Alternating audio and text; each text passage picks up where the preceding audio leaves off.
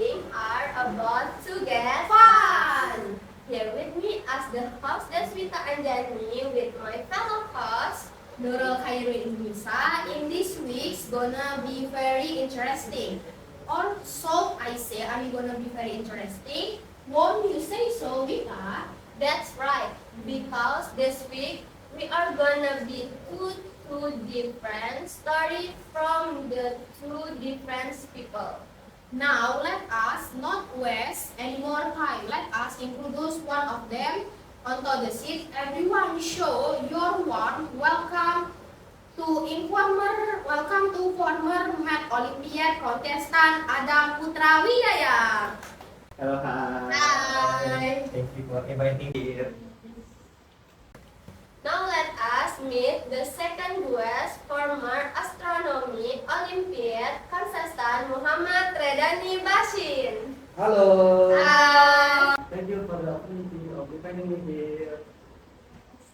Welcome you to Xperi Fun. Would you mind introducing yourself to the fellow listener of that? Right, so my name is Adam Putra Wijaya and I'm a student from Senior High School 1, Pangkal Pinang, and I used to compete in the 2023 Math National Science Olympiad. And I'm Muhammad Al-Basin. You guys can call me Ray or Rani. I'm also a student from Senior High School number 1 Pangkal Pinang, just like Adam. And I'm used to compete in the 2024 Astronomy National Science Olympiad or ASTE. Thank you. The listener are likely interested your story, so could you share them with us? You might be going first. Yeah. Okay, so it all started when I first partake in the exam to be a candidate. And the reason why I joined that test was purely of curiosity, really. And also I saw a lot of my friends joining, so I thought, man, why not join them too? But of course, that's not the only reason. I also want to test my abilities too. So yeah, that's it. Wow, that's a surprise. Who would thought it was out of curiosity? And how about you, Ren? Why did you join? I have two reasons actually why I joined the Olympic. The first was because I very enjoy academic challenge. I want to test my abilities, and it's so exciting to work on a question at different level than usual. The second was because it could help me when I apply the two universities through the SMU. Whoa, you two have quite different reasons. Yet you also share the same feeling of wanting some form of challenge. Does the man you two have like joined other form of competition in the past too? Yeah, actually, in the high school, I participated in National Science Olympiad for in mathematics, just like Adam here. But in astronomy, it's the first time, so the experience was pretty different from what I used to. It's first time I learning about astronomy as a whole. Wait, you joined the National Science Olympiad format in junior high. So this isn't your first time participation in one? Yes, it's my second time. Whoa, that's so amazing. How about you, Adam? Did you also join the National Science Olympiad in junior hikes like Redani or any other competition in the past? No, not really. Unlike Danny, I didn't really join any competition in junior high. But for the latter question, I actually did join two competition beforehand in second grade in 10th grade, 10th grade. It was the first one was in the math competition in University of Bangka Belitung, and the second one was also another math competition, but this time it was in Polman Sungalia. Yeah.